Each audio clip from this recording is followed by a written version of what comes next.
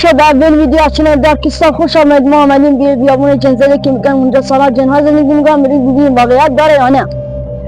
همانطور که تماشا میکنید خیلی تاریک و ترسناکه. الان ساعت تقریبا 2:30 شب. الان از وقتی که اومدم صداهای زمزمه خیلی بلند شده. واقعا ازشون میترسم. خب بریم سراغ ویدیو. همانطور که تماشا میکنید شاید چیزی به طورمون نخورد. ما میگردیم ببینیم چیزی پیدا میکنیم یا نه. یه خونه خرابه پیدا کردیم. یکی دیگه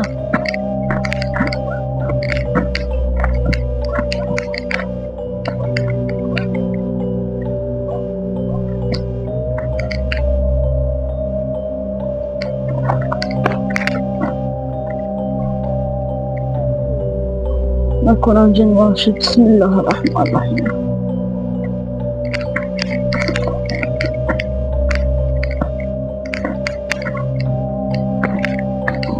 مدمون گفتن نرید ولی ما رفتیم. گفتیم اولین ویدیو اونو بگیریم. من عذر میخوام اگر دوربین ضعیفه چیزا هنوز تجهیزات نداریم، تازه شروع کردیم تا بهتون موجودات ناشناخته را نشون بدیم. باید حواسمون باشه بچه جن له نکنیم. اگر له کردیم تمام رد پا چقدر بزرگه. چه رد پایه؟ نکنم ما رد پا مال انسان معمولی باشه. یه رد پای دیگه.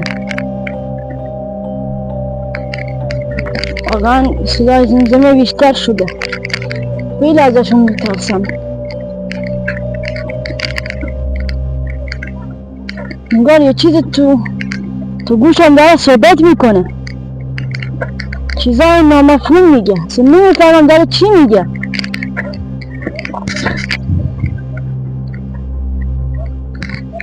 چی؟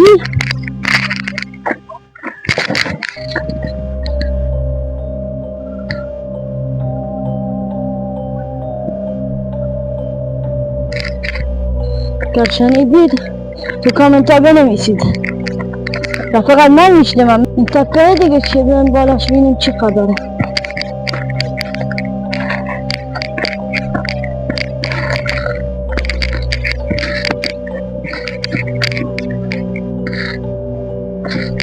میافتم.